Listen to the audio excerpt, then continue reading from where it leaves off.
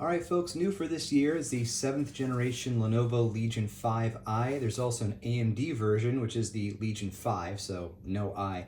Now, we get this year as a better build than last year's, which was mostly plastic all the way around. Now you have, plastic again, but there are some more premium design choices and some aluminum as well around the bottom part of the chassis. The lid construction is not as solid as something like the Legion 5 Pro or the 5i Pro or the Legion 7 or the Legion 7 Slim. So you'll notice that the display just kind of rattles a little bit. There's no magnetic seal or anything to keep it nice and tight. So watch out for that. A few years ago, there was a Legion 7 that did the same exact thing, and the machine would actually turn on by itself because, the rattling, like if you put it in your backpack and then you're walking around doing this, the machine would think it's turning on. Now, I had the same backpack actually from a few years ago, so I put this in there and I walked around a little bit and it didn't happen. So Lenovo may have figured it out, as far as what triggers it turning on, but they didn't put a manual on this one. So, okay, enough of the big gripe out of the way. So on the left-hand side, we get good I/O. We have 2 Thunderbolt ports, and on the other side, those are 4, Thunderbolt 4, by the way. We have a headphone jack. There is a device switch, so you can turn off the camera. There's your LED, and there's a USB-A. It's currently occupied by a mouse, so I'm going to try that out in here in a little bit when we do a gaming test. Now, hallmark of the Legion series are the ports being in the back. So we got a full-size Ethernet port, another USB-C, 2 USB-As, HDMI out, and a proprietary power port. Same power port we see on a number of different Lenovo devices. Now, for whatever reason, this shipped with a 230-watt power supply. So I say for whatever reason, because it's almost like sometimes Lenovo sends these with like 300-watt power supplies when they had the exact same GPU. So this particular model has a 3060, and another one I reviewed recently had a 3060. Both had, one had a 230-watt power supply, the other one had a 300-watt power supply. I don't know what's going on. Okay, so down here in the corner, we have the awesome Legion logo, which is super sweet. And then down here, we have our Lenovo badging. As you can tell, the hinge sits in the front, and we have all of these labels in the back, so you know what is where. If you're just plugging things in without looking from, you just go like this, yeah, where am I plugging into? Where's my HDMI? It's labeled for you. Of course, you still have to look at it to know which orientation for HDMI, but it is a big plus. Now, the display does go all the way back, which is awesome. There are no biometrics on the Legion 5 series, or 5i, so no fingerprint reader, no Windows Hello, facial recognition. It's all Windows Hello, I guess, but no biometrics. So you log in the old-fashioned way, a password or a PIN. All right, the keyboard it's fantastic. What else can be said? It's a 3-zone lighting system, and you can control all of that by the Lenovo's software, which I'll show you in a minute. We have some quick function keys that are awesome. So you hold down a function and press Q. You'll move from normal mode, in which case the power button has a white light, to cool mode. The power button will have a blue color. And then function Q again will take you to turbo mode or high performance, but that only works if you're plugged in, and it turns the button icon red, or the little LED turns red. As I mentioned, the keyboard is very good. It's your typical Lenovo smiley face keys. They're awesome. The trackpad, I think, is bigger this year, although that didn't occur to me till just now, so I could be wrong about that. But the good thing is, Lenovo really did a good job of using the size to their advantage this year. So I'm definitely a fan of the trackpad's feel, and the size overall feels appropriate for this machine. Now, this is sort of a budget-oriented machine. Let me show you some pricing. All right.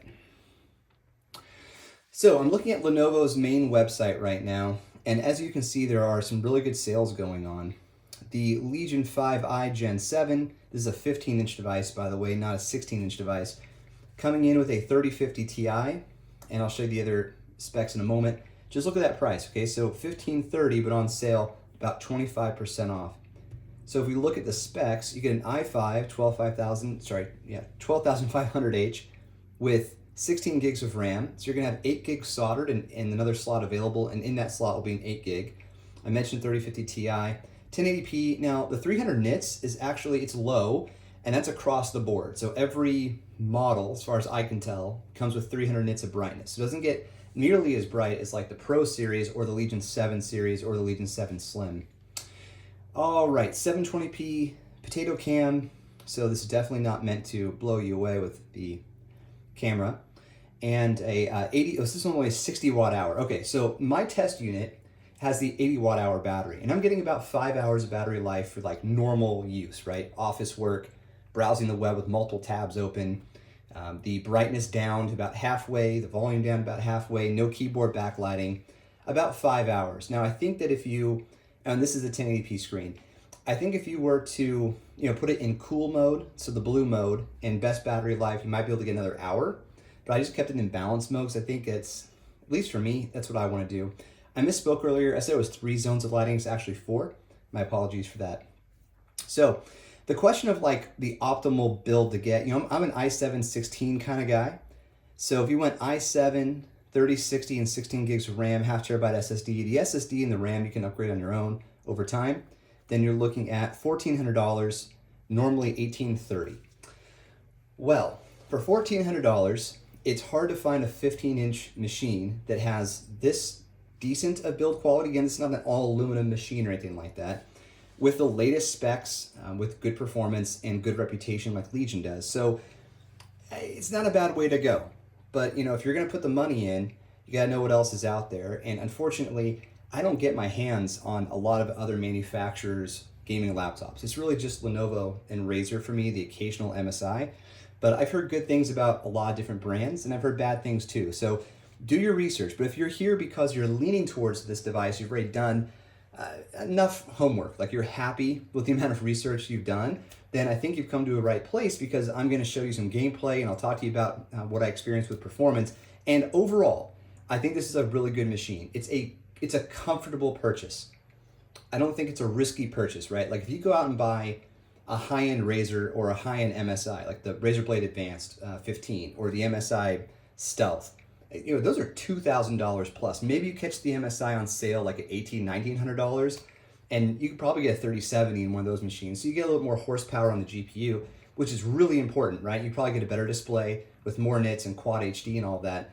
But at least those are kind of riskier, right? 'Cause you're spending more money, and I know money's relative, of course, to people, but this is like a safer bet. The Legions tend to be more reliable, at least from my experience and research. So take that for what it's worth. I do review a lot of Lenovo stuff. They send me a lot of stuff. They sent me this one. So I could also be a little bit biased, but I'm doing my best to be impartial. Okay, so this is just off Lenovo's website. You can browse this anytime you want, and you can spec this thing all the way up to $2,500 on sale right now for $1,950, and you get an i7, a 3070 Ti, 32 gigs of RAM, 16 soldered, and a 2 terabyte storage. And of course, as I mentioned before, that display, oh, you can't read that. Here we go. That display is still just 300 nits and 1080p. I think we're gonna spend that kind of money. Like I was saying a moment ago, you can get a machine with better build quality, even a Lenovo machine like the 5 Pro, and a better display. But if you're the kind of gamer who just wants 16:9 aspect ratio, so like your standard gaming aspect ratio, and you're gonna do a lot of 1080p gaming, you want a high frame rate, 165 hertz is pretty darn high. It's it's no 240, but it's pretty high. Then this is a nice, comfortable build for you. Even with the 3060, you can get a lot out of it. Now the 3060 this year in the Legion 5 does have 140 watt power going to it. So yep, here we go. TGP is 140 watts. So that's a lot. It's like maxing out the 3060 as far as I'm aware. Okay, so before we get to the gameplay test, I just want to comment on what it's like to use this thing for regular office work. So opening modestly sized files, PDFs, Word documents, Excel, things tend to open pretty quickly. Like even just launching Word. Oh, that was slow. That was really slow. Okay, gosh, Windows is such a funky operating system. Okay, it's like even just, okay, come on. You saw that was pretty quick, just even opening up Word, Excel, bam. I mean, you are in there, which is fantastic. So if you're gonna be using this for work, then you shouldn't have any issues, provided you use typical work applications. Browsing with multiple tabs, not a problem. Things load pretty quickly. Let me see if I have the right setting on here. Nah, I don't. I was hoping I had it set to load up the same tabs as before so you can see the speed there. But at least opening new tabs while other tabs are open hasn't been an issue. Okay, so for gaming tests, I tested both No Man's Sky and Doom Eternal. Let's go ahead and show you what that looks like. There we go. That's better. Okay, what did I just do? Here, let's just do it this way. No Man's Sky. Let's fire this sucker up. Make sure we're at max brightness. We are. Dim the lights a little bit. All right, let's get into it.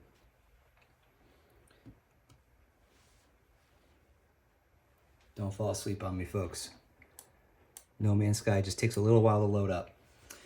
All right, so in the upper left-hand corner, I have the active frame rates just using Steam's frame counter. I'll call them out because I know it's hard to read through the screen as we play. I'm going to give each game 30, 40 seconds of airtime here just because I know it can be boring to watch somebody else play a game, especially when that somebody else sucks as much as I do. I'm actually not bad at games. It's just when I'm creating a video that's going to be seen by like 10 people, I get really nervous.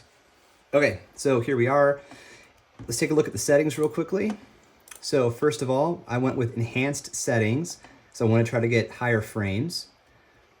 And then if we look at the video settings, we're set to 1080p with a max FPS of 165. The game defaults to 60, by the way.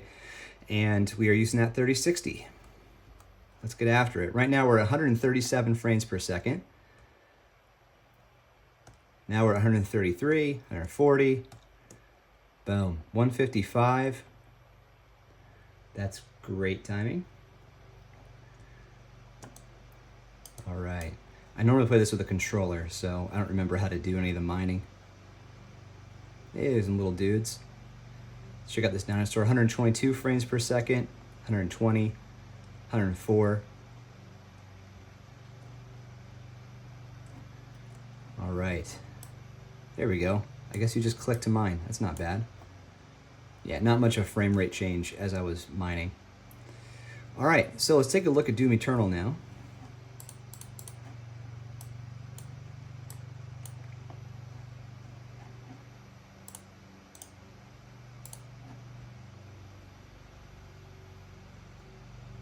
You know, as I mentioned before, this is just it's a solid sort of like, what's the term? It's a low risk decision. Let's put it that way. It's low. What the heck happened in my video? Oh, bro. I'm gonna have to change the settings before we start the gameplay. I mean, as much as I love 2500 frames per second, these are not the settings I had it set to. It almost looks like it's running at 720p, like it reverted back to my Steam Deck settings. I don't even know that was a thing. It probably isn't a thing. I think I just made it up. Come on. Oh my gosh, cannot believe this happened. Okay. There we go, video. I could barely read this. Okay, that's not what I want. Where's my aspect ratio? 16 by 9. What? It thinks my resolution is not 1080p? Let's apply these changes so we can read better. Okay. Okay, that's weird. Why does it think I have a higher resolution than I do? Now I'm concerned. 2 displays? Bro, what is going on? Active signal. Okay, so I don't know what's going on here. If anybody knows what active signal mode means, let me know. But we're gonna go back to the game now. Oops, there we go. Okay, so let's, we gotta do the settings all over again. So, what the heck? Here we go. Okay, everything's set to high. That's a good start. Let's get in the game and see how it looks.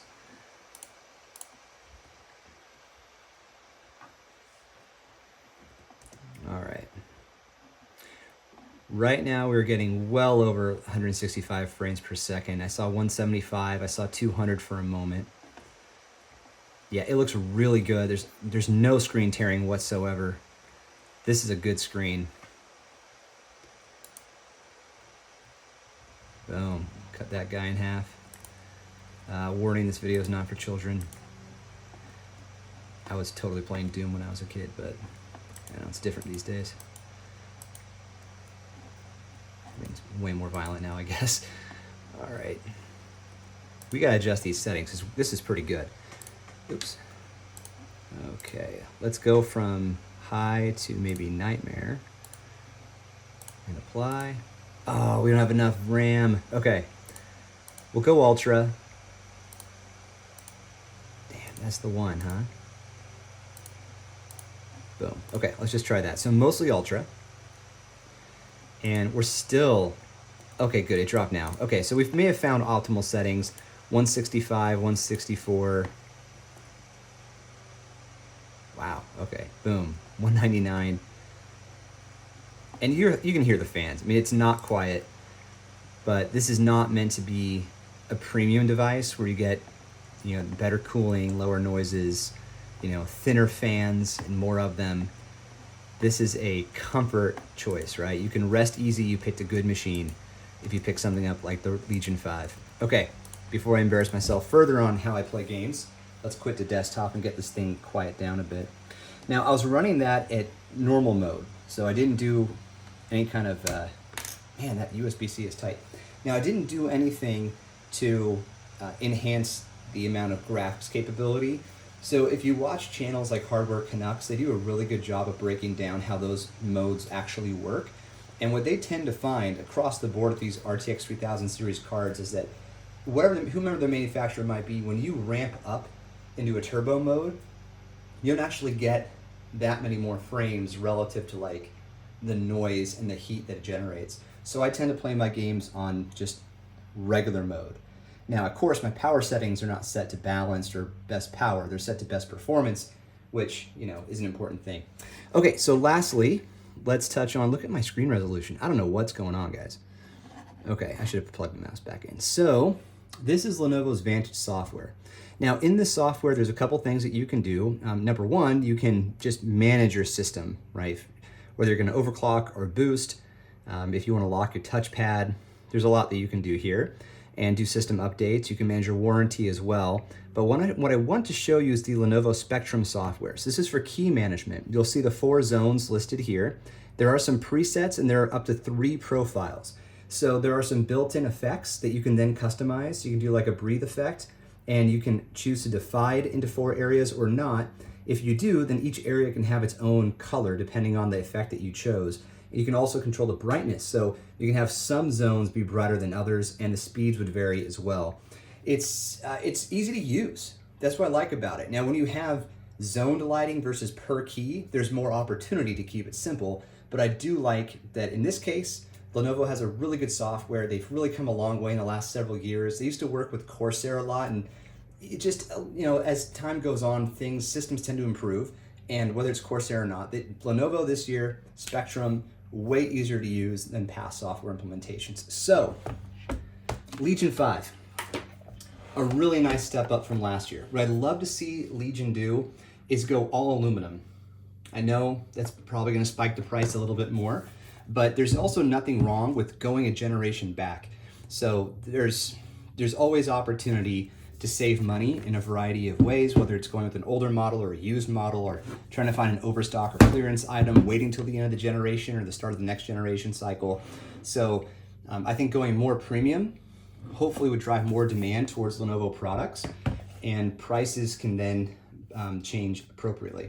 So good machine. Hope you found this video helpful, and hope you like the longer format, and we'll catch you on the next one. Cheers.